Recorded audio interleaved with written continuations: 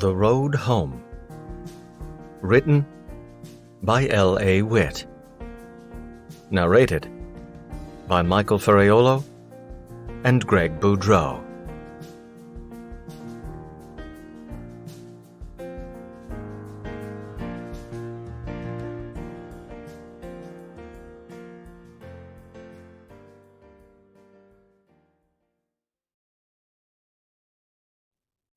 Chapter 1. Hunter, October. "Can I get you another refill?" The server gestured at my empty coffee cup, a subtle hint of "are you going to order something or not" in her expression. Sure. Please. Yeah." As she filled the cup, I glanced at my phone. "My friend will be along any minute. We'll order as soon as he gets here." "No problem." She smiled tightly. "Take your time." She walked away and I winced. I felt bad taking up her table for so long without ordering anything. I knew enough people in food service that I understood her frustration. She needed me to get in, eat, pay, and get the hell out so someone else could take my table, eat, pay, and get the hell out. But I was chronically early, meeting a friend who was chronically late, plus I'd overestimated how long it would take me to get from San Diego to Los Angeles, despite the train schedule being clear as day. So I'd ended up sitting here for half an hour already. On top of that, whenever David and I saw each other, it was never a quick visit. I planned to overtip to make up for it, but overtipping on the price of a cup of coffee wouldn't even buy her a cup of coffee. At least David was on his way. He'd texted a few minutes ago to apologize that he was running late, big surprise, and he'd be here in 10. Please, David, be here in 10. I wasn't just twitchy over driving the poor server up the wall. I was eager to see my friend. Luck had landed us within 150 miles of each other, but life had kept us both so busy that we hadn't seen each other in months. We texted, emailed, and even FaceTimed now and then, but seeing each other in person didn't happen nearly as often as I would have liked. But I wasn't just here for a friendly lunch, and it wasn't just David running late that had my knee bouncing under the table. He'd messaged me last week and said he really wanted to see me, and that there were some things he wanted to talk about face-to-face. "Everything's fine," he'd assured me. "Just, I'd rather talk about this in person." I'd almost jumped in the car and driven up that night, but David had promised it wasn't an emergency. And anyway, it wasn't like I could play hooky. The Navy didn't work that way. So I'd patiently waited until my off weekend, and we'd agreed to meet here at 11. Now it was 10 after, which meant David would be here any minute, along with whatever it was we couldn't discuss on the phone. My knee kept bouncing. My heart kept thumping. Don't worry? Yeah, right. I always worried about David, even when he wasn't cryptically asking me to come up to L.A. to discuss something. He'd had some rough years, and to this day I lost sleep wondering if those rough years were really over. My coffee had finally cooled enough to drink, and I took a cautious sip. Then I set the cup down and stared into it. I hoped by the time I got back on the train this evening I'd feel like an idiot for being worried in the first place. My phone vibrated. Had to park a few blocks over, be there in 5.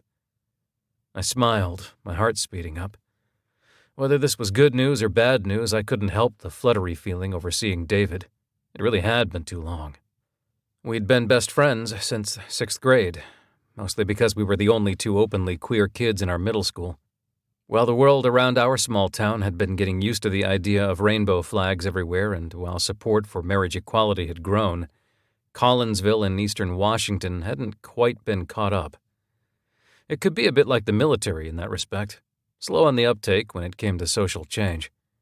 On top of that, since we lived just 2 towns over from Summer Bluff and its infamous homophobic church, let's just say the only openly queer kids in school needed all the support they could get.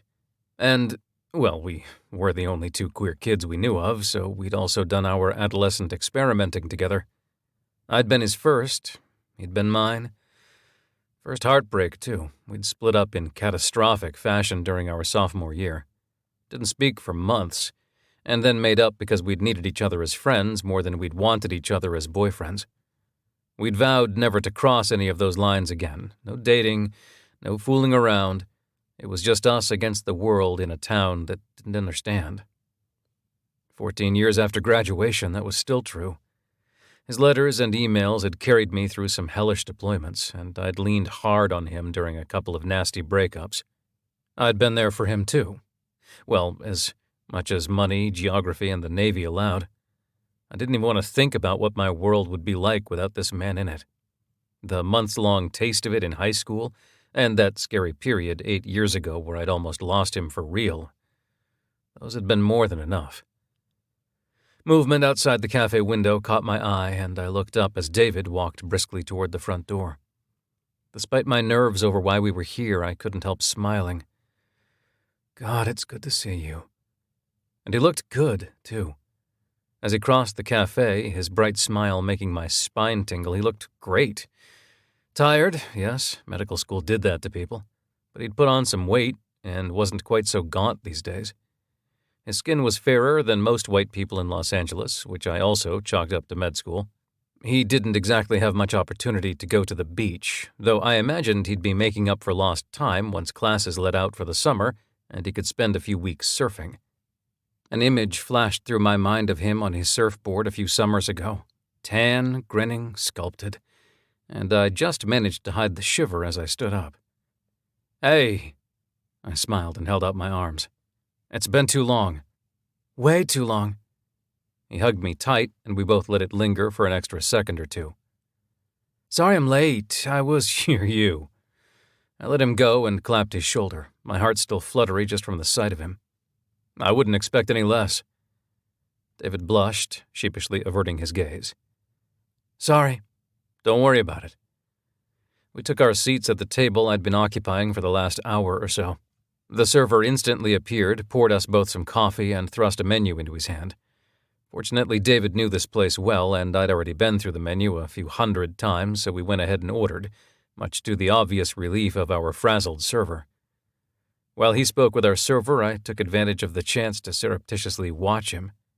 Yeah, he was tired. The dark circles under his faintly bloodshot eyes were a dead giveaway, but he seemed healthy and happy.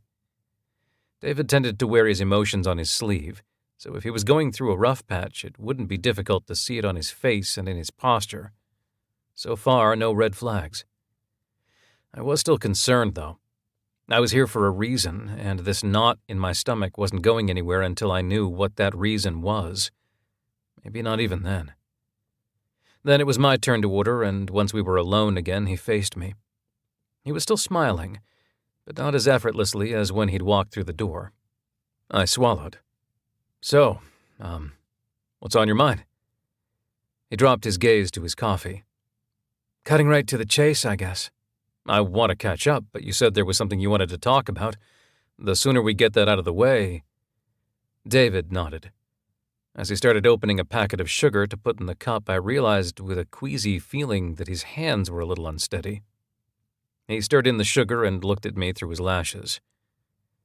Do you have plans for Christmas?" I blinked. I was going home to see my family. Why? He shifted in his chair. "So you'll be in Collinsville?" Mute, I nodded. David wrapped both hands around his coffee cup and took a deep breath. "I will be too." You will?" Avoiding my gaze, he said, "My sister's getting married on New Year's. She figured that would be the best time since everyone's already home for the holidays." My lips parted. Did you and the family make up or something? Are you going to her wedding?" David closed his eyes and took a deep breath, then he met my gaze again. "I've been talking to my parents. There's still a long way to go, but we're making some progress, and Amy really wants me to come to the wedding, and I really want to go, and—" He chewed his lip and fixed his attention on his coffee cup. He was quiet for a moment, like he was trying to figure out exactly how to explain everything. Swallowing hard, he deflated a little, and his voice was barely audible when he spoke. "My dad's cancer is back." My heart dropped. "Oh, shit, I'm sorry." I hesitated. "How, I don't know much about this kind of thing. How bad?" David kept his gaze down. I haven't been able to get a lot of information about it yet. He laughed humorlessly. I'll be the first to admit I haven't really asked for as much as I should. To tell you the truth, the vaguer the details, the more hope I have that it's not as bad as it sounds, which probably makes me a coward. No, I shook my head. It makes you a son who's scared of losing his dad. David's jaw worked, and he swallowed hard. Sometimes I think I already have. You haven't, I said softly. And you're too stubborn to give up without a fight. If that means shutting out some of the details for the sake of your sanity, then I can't blame you. Maybe, he exhaled. Also, it really doesn't help that I know a lot more about cancer than I did the first time around. Shuddering, he added, let's just say ignorance can be bliss with this kind of thing. Yeah, I bet. What do you know? About his situation, I mean. The cancer has metastasized, he said softly. They found it in his lungs. He paused for a long moment, then finally met my gaze. What I've gotten from my sister is that there's an oncologist in Seattle who specializes in colon cancer that comes back in the lungs. He's developed a treatment that won't cure a patient, but it can possibly keep them in indefinite remission. If Dad responds to it, he could have years left. A lot of years. If he doesn't... When will you know if he's responding? I'm not sure. David was barely whispering now. He started treatment last month. When he gets his next CT, then maybe we'll know something, but I don't even know when that will be. Whoa, oh, Jesus, David, I don't know what to say except I'm sorry. He acknowledged it with a faint nod, then looked right in my eyes. Right now, I have to assume the worst-case scenario is on the table and that this is my last chance to spend Christmas with my dad. Plus, my sister really wants the whole family at the wedding, and... I mean, as shitty as things have been with my folks for the last few years, I don't want to drag that baggage to her wedding. So you want to try to patch things up with them? David nodded. Part of me is worried there's no going back after all the shit that's been said and done. But if there's a chance I'm losing my dad for good, then you want to at least try. Exactly. He squared his shoulders. And the punchline is that I need your help. Okay. What do you need from me? Whatever David needed, the answer was always yes. But I was seriously fuzzy on how I could possibly help in this situation. You might have to spell this one out because I don't quite see how I fit in. All right. Well... David sipped his coffee. The double click of the cup against the table when he set it down gave away the unsteadiness in his hands again. So the short version is that even though I'm 2 years into medical school, I've got my life together and I've got a good thing going here in L.A. He shook his head and sat back in his seat. They still can't look at me without seeing a strung-out junkie doing porn. I rolled my eyes and groaned. For fuck's sake, seriously? I know, right? He laughed bitterly. I could graduate at the top of my class and score a residency at the goddamned Mayo Clinic, and they'd still see... He exhaled. They'd still see who I was 8 years ago. And I swear they're more hung up on the porn than on everything else. My mom hates that I won't tell her I regret doing porn. Because you don't, right? He snorted. Fuck no, I don't. Meth? God, yes, every day. But my parents won't listen to anything I say about working in porn, and they are convinced my drug habit and my old job went together. Of course they think that, I muttered. You've never told them the whole story, have you? They've never listened long enough to hear it. Big shock. I know, right? He sighed, drumming his fingers on the edge of the table. And, I mean, I don't know how exactly they think I've made it this far into medical school while also balancing a porn career and a meth habit, unless they think I'm lying about med school, which... He half shrugged. I grunted and nodded. I would not have put it past them to believe he'd conjured up the medical school story as a smokescreen while he continued doing all the things they'd never forgive. Why is your family still convinced that's who you are? He huffed a sharp laugh. Because they're convinced that once a junkie, always a junkie. He paused, and when he went on, bitterness dripped from every word. To be honest, I really don't think it's the drugs they're worried about as much as everything else I did back then. Didn't take much to put those pieces together. They really think you're still doing porn? Scowling, he nodded. To tell you the truth, I wonder sometimes if they could live with me turning up dead in a gutter more than finding out I still did porn. My stomach lurched. I had had nightmares about him turning up dead in a gutter, and sometimes I still did. Seriously? Oh, yeah. At least they can tell people that an addiction is a sickness, something that's out of my control and can be treated. He rolled his eyes. Screwing guys on camera, that is a choice, and not one they can use to get sympathy as my poor, suffering parents. I wanted to tell him there was no way his parents really thought like that, but I knew them. And while it was startling to hear him say it out loud, I couldn't argue. In their eyes, a person could be a victim of an addiction. He couldn't be a victim of being a porn star. And if he wasn't a victim, then he needed to own his choice, which he did, and apologize for it, which he steadfastly refused to do. I didn't blame him. Porn wasn't and never had been something he should apologize for. He'd been a sex worker for a couple of years, so the fuck what?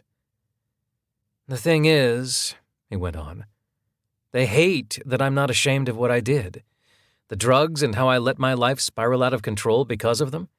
Dating Jimmy and doing meth with him in the first place, yeah, I'm ashamed of all of that. The movies, though. He shook his head. I liked doing those, and I won't pretend I didn't. I regret my family finding out because I knew they'd overreact, but they hate that they could hold a gun to my head, and I still wouldn't say I'm ashamed of or that I regret doing porn. Our server picked that moment to appear beside the table, and from the way she eyed him, she definitely caught the last part of the conversation. She recovered, though. This was L.A., so she'd probably heard stranger things, and set our plates in front of us. 1 caprese sandwich and a turkey and Swiss with no lettuce and a side of fries. Thank you. I smiled up at her. This looks amazing. She smiled back. Can I get either of you anything else? We exchanged glances and both shook our heads. No, we're fine, David said. Thank you. She left us to our food, and as I dipped a fry in ketchup, I said, You shouldn't regret that job. I don't blame you for putting your foot down on that. He met my gaze and nodded. Neither of us had to say it out loud. The job wasn't something to be ashamed of anyway, but his reasons for refusing to apologize for it ran much deeper than just pride or stubbornness. Knee bouncing under the table, I said, Okay, so your family's still stuck in the past. What exactly is your plan for Christmas? David looked down at his caprese sandwich, but didn't seem all that interested in eating it. The thing is, as messy as the last few years have been, they're my family. And especially if my dad's days are numbered, I want to at least try to make things right with them. The only way that's going to happen is if I can show them that I really, truly have my shit together. I was afraid to ask, but did anyway. So where do I come in? To put it bluntly, and I get it if the answer is no, but I'm hoping you'll come to the wedding and maybe some of the holiday stuff with me. He swallowed hard. As my boyfriend. I shook myself. Come again? Cheeks darkening, David picked at his food. My parents adore you. They always have. He took a deep breath. And they respect you. My mouth had gone dry and my knee had stopped bouncing. David searched my eyes, and after an uncomfortably silent moment, he continued. My parents have always respected you, and they've only respected you more as you've gone up through the ranks in the military. I pressed my lips together, my stomach knotting. I did not need to get distracted right now by my own emotions about my respectable career. Hopefully unaware of my discomfort, David went on. Quite honestly, I could tell them until I'm blue in the face that I'm clean, and I could swear up and down I'll never do porn again and it won't do any good. But if someone like you thinks I'm good enough to date, then maybe they'll finally believe I'm okay, you know? I mean, they won't take my word for it, but they've always admired you so much. I stared at him in disbelief. Are you telling me you think the only way your parents will ever accept you again is if you have My approval? Lips tight, he nodded. Wow, I had no clue what to say. David wrung his hands behind his untouched food. I know how it sounds, trust me, but I'm out of ideas. I miss my family. I already almost lost my dad once, and I don't want him taking it to the grave that his son is a strung-out disappointment. He swallowed hard, like it actually took some work.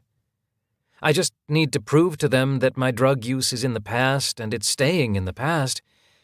Being with you could be enough for them to stop keeping me at arm's length, and then I can take it from there. I couldn't even breathe. Prior to finding out about his drug use and porn career, David's family had always been incredibly close. After everything had come out, they'd disowned him for a while. When it had looked like his dad wasn't going to survive the last bout of cancer, they'd tentatively let David back in, but they hadn't let him in very far. I knew for a fact that being at arm's length at what they'd thought was his dad's deathbed haunted David, and being pushed back out after his dad had rallied had hurt him like nothing else. I probably would have said, well, fuck you guys then, and cut them off after that. But that wasn't David's way. And anyway, this was quite possibly his last chance to make amends with his dad. So, yeah, I got why he wanted to at least try this Hail Mary. I hated his idea, and I hated the thought that it might take someone else's approval before his folks would bring their son back into the fold where he so desperately wanted to be. That they needed my approval to believe their own son was worthy of reconciling with his possibly dying father.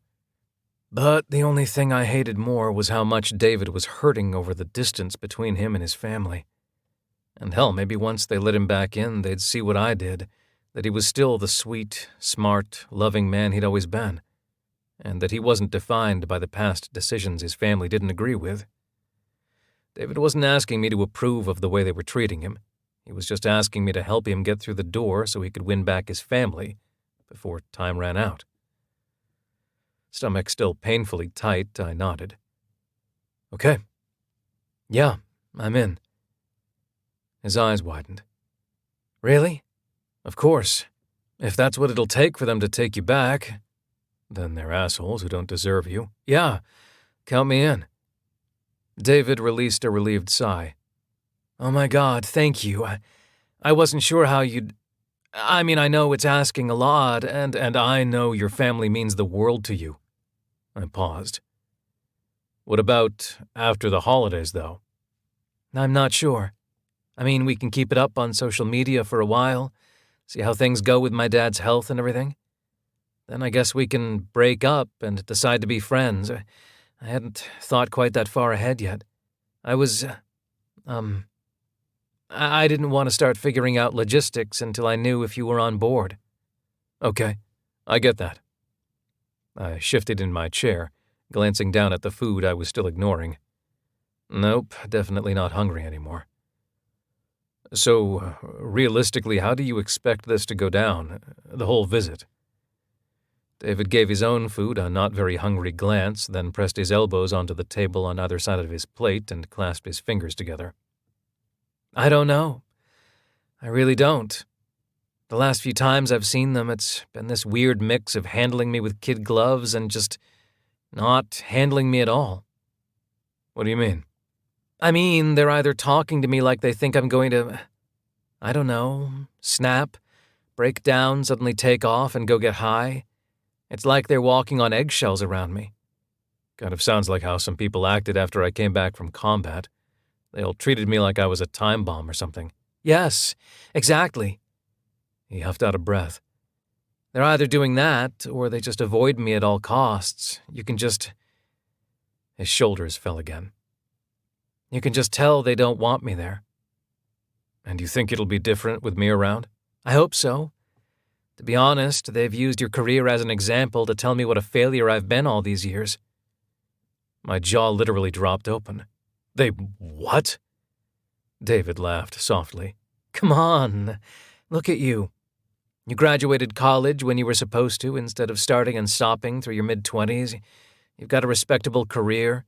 You never went down the meth rabbit hole or got involved in... He made air quotes.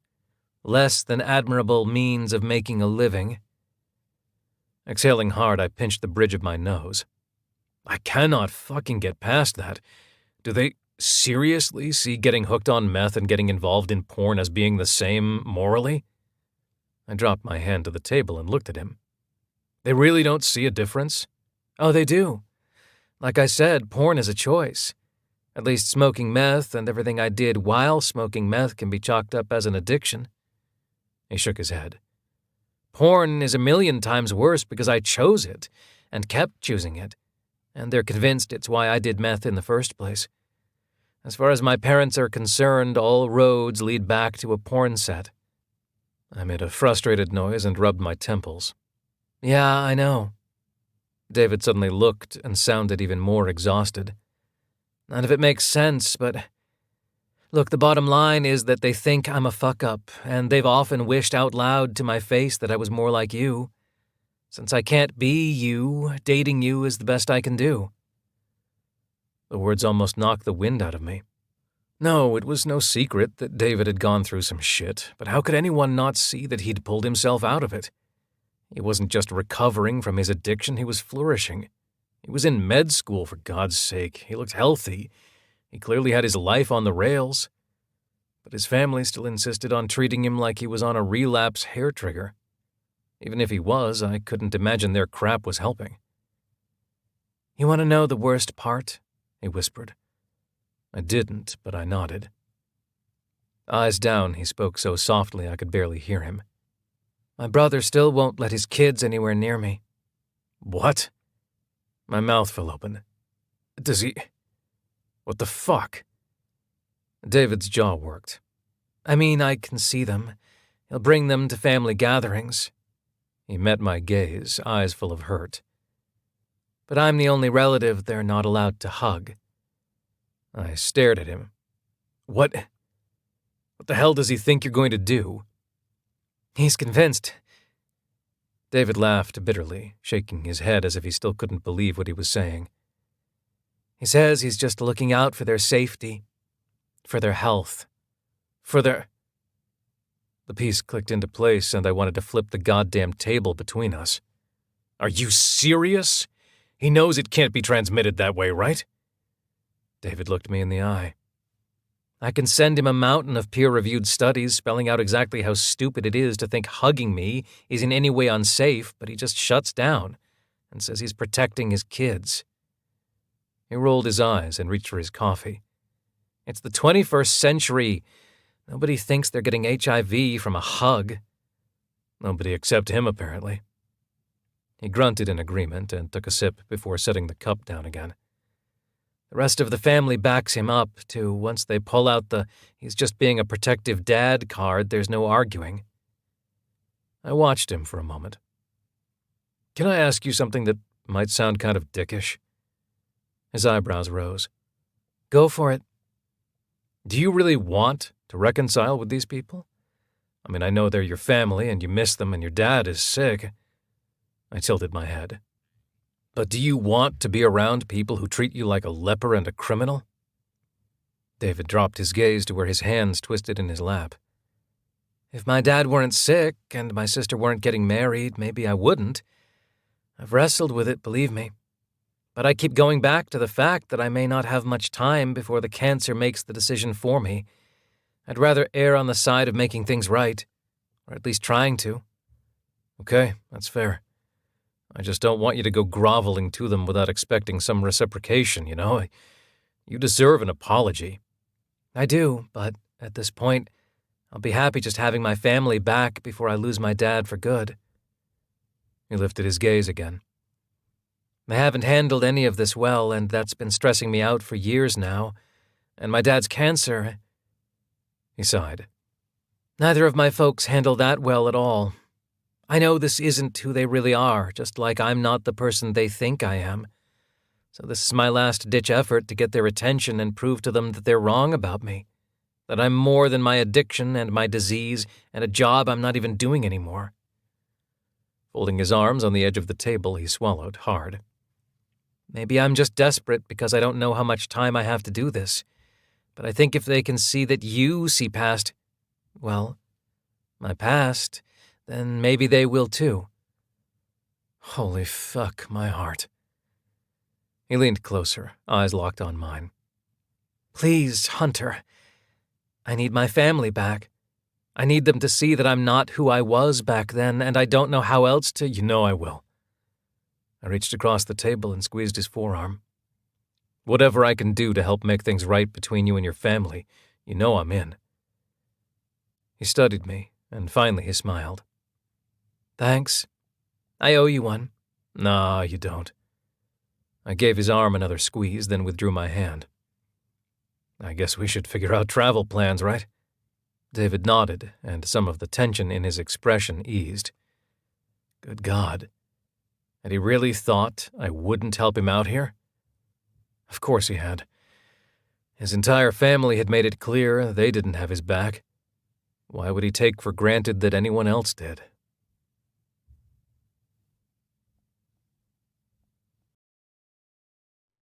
Chapter 2. David. Holy shit, you guys are a thing? I knew the two of you would end up together. Who had David and Hunter finally date on their bingo card? I laughed half-heartedly as I skimmed over the comments. In order to sell this relationship so people actually believed we were a couple, we changed our Facebook relationship statuses tonight, and it had definitely not gone unnoticed. Neither had the couple selfie we'd taken at the train station. He'd even kissed my cheek to drive it home, and now, as I sat alone in my bedroom a couple of hours later, I could still feel the tingle where his 5 o'clock shadow had brushed my skin. You guys are so sweet together, OMG. This pic is the cutest. I demand an Instagram account that's nothing but pics of you two being adorbs together. Someone else had responded with a long row of heart emojis, and I'd done my best to respond as if my own heart didn't ache with every comment and every emoji. For years, people had told me they'd always expected us to wind up together. I dismissed it as them assuming that the only two gay kids in our school would inevitably fall in love. But there was a part of me that had secretly wished those two gay kids would fall in love. I mean, we were already halfway there. Now, 14 years after high school, everyone we knew believed the inevitable was exactly what had happened. Hunter and I were finally together, just like everyone hoped we would be, and God help me when, a few months down the line, we broke up and moved on. Because what could I say? I wished this was real. I'd always loved Hunter, and it would take some catastrophic divine intervention to change that. In fact, even though I'd known this scheme could be just the ticket to change the way my family looked at me, I'd resisted going through with it. I didn't want to torture myself by cosplaying Hunter's boyfriend. We'd agreed in high school that we'd never cross that line again. Sometimes I wondered if time and maturity had shaped us into two guys who could give a real adult relationship a go, but all it took was the memory of those miserable post-breakup months to remind me what was at stake if we took that risk. We'd both grown up, but breakups still hurt at any age, and this time we wouldn't be thrown together for a semester of geometry. Instead of forced proximity driving us to bury the hatchet, we could go our separate ways, go back to our separate cities, unfriend, block, and quite possibly never see each other again. The very fact that I loved Hunter as much as I did was what kept me from ever wanting to step over that line again. I'd rather have him as a friend than risk losing him. But I also wanted my family back, and I was out of ideas. So with my dad's diagnosis and my sister getting married right after Christmas, it felt like now or never. Bring the boyfriend home for Christmas, a wedding, and New Year's, and hope that finally changed their outlook on me. I could deal with the masochistic charade if it meant I was my parents' son again instead of whatever it was they considered me these days. God, please let this work, and please let it be worth it. My mind wandered back to a happier time that seemed painfully long ago. That evening when I just could not get my bow tie right, and the rental tux suddenly didn't seem to fit as well as it had when I tried it on. David, Dad had shaken his head and chuckled from my bedroom doorway. Here, you're going to rumple it if you keep fussing with it. He stepped into the room, nudged my hands away from the bow tie, and after a couple of tugs, he nodded sharply. There, you're good to go. I inspected it in the mirror. Yep, perfect and straight. Cool, thanks. Dad smiled, checking his watch. Almost time. You ready? Taking a deep breath, I nodded. Yeah. He turned serious and looked me right in the eyes. Be careful tonight, all right? I know your friends are supportive, but if anyone gives you grief for being there with another boy, you grab a chaperone. He put a heavy hand on my shoulder. Don't be too proud or stubborn to ask for help, got it? I nodded. I know, we won't. He started to say something else, but then the doorbell rang and Dad's smile came back to life. Well, looks like it's time for you two to head out. After Mom takes 5 million pictures, right? Dad laughed and we headed downstairs to the living room. And I almost stumbled off the last step, partly because these dress shoes were a pain to walk in, and partly because I'd never seen Hunter in a tux before. His dark hair was gelled into place, and the jacket and trousers just looked... Whoa, damn. Now I understood why people thought tuxes were hot. Our eyes met, and he smiled bigger than he usually did. He was self-conscious as hell of his braces, but it was like right then he didn't care. I sure didn't. The pictures my mom and the photographer would take tonight would probably have his braces and my acne in them, but whatever. As long as they had both of us in these tuxes, I could live with the rest. Look at this, Mom said with a smile. 2 gentlemen. Dad snorted. I don't know if I'd go that far. Hunter and I both laughed. Mom just rolled her eyes. All right, boys, do you both have your boutonnieres? Hunter held up a clear plastic container. I stepped into the kitchen to retrieve mine from the fridge, and while Mom snapped 1,000,000 pictures, we went through the clumsy motions of pinning the flowers to each other's lapels. Once we were done, Mom gestured with her camera. Get in front of the mantel, and then you can get going, all right? We dutifully stood together, arms around each other's waists, and smiled for like 500 more pictures. That's enough, hon, Dad finally said. Let the boys go enjoy their dance. Mom sighed, but she didn't push. Oh, all right. And Hunter, I'll make sure to send some of these to your mother. Thanks, Mrs. Coleman. Sobering a little, Mom said. And you boys will be careful, right? Hunter, I know you're a good driver, but it's going to be dark, and some of your classmates might be drinking. And if anyone gives you any trouble at the dance, you'll... I already gave David that talk, Dad said, patient as always. Let them go have fun. Mom pursed her lips like she were trying to decide if she should add one more piece of advice, but she finally nodded and let it go. Okay, have fun. We will. Thanks, Mom. Hunter turned to me. Ready? Definitely. I slipped my hand into his. Let's go. We said goodbye to my parents and headed for the car, and my Facebook app pinged with another comment, pulling me back into the present. I glanced at it, but then put my phone aside. I needed a break from all the congratulations, especially after mentally reliving our sophomore homecoming dance a lifetime ago. I needed some air. Cigarettes in hand, I left my bedroom. 3 of my roommates were in the living room, a mostly empty pack of Oreos and a couple of empty cups sitting on the coffee table. I wasn't sure what they were watching, maybe that cop drama they'd all been hooked on recently. From the bits and pieces I'd overheard, it sounded interesting. Maybe I'd check it out once medical school and my residency were a distant memory, and I had this free time people kept talking about. My roommates acknowledged me with vague nods, then turned their attention back to the show. You going out to smoke? Javier asked. I held up my cigarettes as I kept walking toward the balcony. Not surprisingly, he joined me. I usually didn't mind. The company was nice, especially when I was smoking because I felt low and miserable. Sometimes when I smoked alone, I could get into what a member of my recovery group called a death spiral, when the nicotine and hand-to-mouth motion weren't enough to turn off the needy, anxious feelings, then my brain started suggesting I go look for something stronger. Having a person to talk to helped a lot during those periods, even if they didn't know they were helping me escape that stubborn demon. But that wasn't why I was out here tonight. I was down and depressed, but so far those feelings hadn't triggered an urge for a chemical high.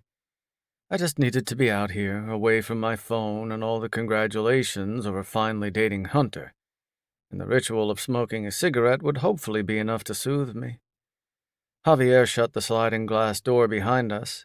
He gave the cigarette I was lighting a disgusted look, but said nothing as he took out his vape pen. He didn't need to say anything, and he knew better anyway. We'd had this conversation when we'd first moved in together, and we'd agreed to let it go. I smoked, he vaped, end of story. The sweet smell of his vaping liquid, pina colada was the flavor du jour, it seemed, didn't mix well with the smoke coming from my cigarette. It would smell a lot better out here if we were both smoking or both vaping. I'd considered switching to vaping a few times, but med school had pounded that out of me. No one was entirely sure what the long-term health risks were. Cigarettes were hardly safe, but they were a known quantity. I knew exactly what smoking was doing to my health and what the future probably held. And after I made it through med school and my residency, and once I was even more confident that I wasn't in danger of another meth relapse, I'd quit smoking. For right now, with as much pressure as I was under, and with as much stress as I had on me about my family situation, I was going to smoke something. Even my counselor agreed that my not even half a pack a day habit was the lesser of two evils in this case, though she gently suggested that the uptick in my smoking immediately after Dad's diagnosis was less than ideal. The irony was not lost on me that I'd chain-smoked for 3 days straight after finding out cancer had been found in my dad's lungs. Beside me on the balcony, Javier took a deep, gurgling drag off his vape pen, turned his head, and blew the vapor out into the haze of my cigarette smoke. "I meant to ask you, any chance you can drop me off at class tomorrow?" He gestured at the sliding glass door.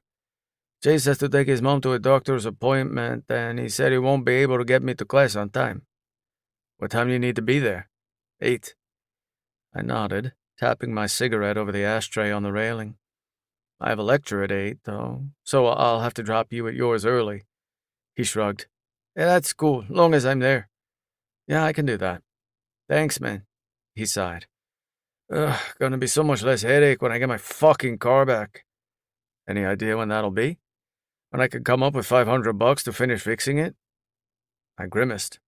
I'd have offered to pitch in, but there was a reason 5 of us were living in a cramped 3-bedroom apartment. And it wasn't because we liked the neighborhood. My financial crunch made me wish I could go back into porn. And sometimes I seriously considered it, but that wasn't in the cards. I'd heard there were a few active actors who were HIV positive, but whether or not my status was an issue, I just didn't have the stamina to film a scene these days. Sex? Yes. Sex for hours on end on a brutally air-conditioned set? Not so much. Med school, recovery, side effects from antiretrovirals, and the handful of hours a week I scraped together for some part-time tutoring all consumed what time and energy I had available. No way was I coming out of retirement for porn anytime soon. "This will be worth it in the end," I told myself again. "It'll all be worth it in the end. I hope." "This seems kind of poetic." Lynette tossed another peanut M&M into her mouth. "We're training to be doctors, and we're using Halloween candy to stay awake." "Hey, whatever it takes." Hakeem rifled around in the pile of candy in the middle of our study room table, finally settling on a baby Ruth. "Isn't like any of us can afford cocaine, right?" The group laughed, and I chuckled too, despite my irritation. Sometimes I missed the days when I could make jokes about, "Are you high?" or "You must be on crack." Other times I wondered how many times I'd made those jokes in the presence of someone who didn't find them funny, for the same reason I didn't find them funny now. On the other hand, at least the conversation hadn't evolved into how we could all make some headway on our student debt if we started cooking meth a la Breaking Bad. That had been a rough night. Across the table, Lynette caught my eye and she raised her eyebrows in an unspoken, "You good?" I nodded. She was the only one in our study group who knew about my struggle, and she would subtly redirect the conversation if she knew it was getting to me. Tonight I was okay. Vaguely annoyed, but I could live with it. I cleared my throat. "Okay, so what else did Dr. Long say would be on this exam?" Rachel thumbed through some pages and found the syllabus that she'd highlighted to hell and back. "Chapters 21, 22, and 26, plus the first half of 28. "Can we take a look at chapter 26? Hakeem sighed. That one's been kicking my ass all week. We all flipped to the pertinent chapter in our textbooks. So, Lynette skimmed over the page. which part is... My phone chirped in my pocket, making me jump. I usually declined calls during study group, but that ringtone wasn't one to ignore. Sorry, gotta take this. Then I got up and left our study room as I put the phone to my ear. Hang on, I need to step outside. A moment later, I was in the smoking area outside the campus library. Okay, sorry, what's up? I'm not catching you at a bad time, am I? Hunter asked. No, I'm fine. There's never a bad time for you to call. What's up? Oh, so I was looking at plane tickets for December. I figured I'd get them now instead of at the last minute, you know? Shit, yeah, good idea. I rubbed my tired eyes. I haven't even had a chance to look. Yeah, well, I could almost hear him grimacing. Man, they're expensive as hell. My heart dropped. Well, like how expensive? When I checked last week, they were around $250. Now everything is suddenly $300 or $400, and that's assuming we fly into Seattle and then we have to rent a car from there. Shit. But what about flying into Spokane? Isn't any better. Plus, we still have to get a car. I blew out a breath. Damn. I cringed inwardly, wondering if my parents would be willing to spot me. They'd give me the third degree about what I was doing with my money, since clearly my inability to buy a plane ticket meant I was using again. Not that I was, up to my ass in student debt and medical bills on top of only being able to work 10 or 15 hours a week. I was thinking we could drive, Hunter said. I blinked. What? It's not ideal, especially going through the mountains that time of year, but even with the gas prices down here, we can swing it for about half the price of flying. And we won't have to rent a car, especially if we can make the drive in 2 days, so we only have to find a motel for one night. Oh, well that's... Damn, I hadn't even thought of that. Hunter laughed softly. Trust me, one look at the price gouging going on right now and you'd have gotten creative too. Yeah, probably. I shifted my weight, sliding my free hand into the pocket of my jeans. So, yeah, let's do that. Do you want me to make a reservation for wherever we're going to stop along the way? Nah, I've got it. I already have the travel sites open, so I'll take care of it. He paused. Oh, and I meant to ask, for the wedding, would anyone object to me wearing my dress uniform? Because I don't have a suit and there's no way I'm going to be able to get one between now and then. I get to see you in your dress uniform?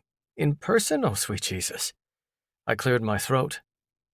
No, I don't think anyone would object. As long as you're comfortable with it. Please wear it. I'm comfortable with it, definitely. He chuckled. God knows I've worn it enough.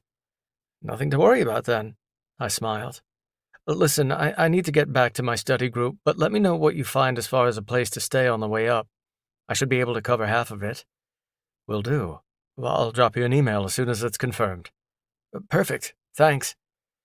After we'd hung up, I stood in the empty smoke pit for a moment. On some level, I'd worried that Hunter might forget about the trip or that he'd bail or something, but no, he was planning ahead and figuring out the best way for us to get there when we were both on tight budgets. The pessimist in me remembered he was going home for Christmas anyway and probably just wanted to carpool and save money. The stubborn optimist insisted he really was on board and wanted to make sure the trip was smooth. Mostly, though, I wondered how I'd get through the next few weeks while thinking about spending 4 entire days, 2 up, 2 down, in the car with Hunter. No matter how things went with my family, I'd still have a road trip with the best friend I hadn't spent nearly enough time with in recent years. And for the first time in a long time, I was looking forward to a trip back to Collinsville.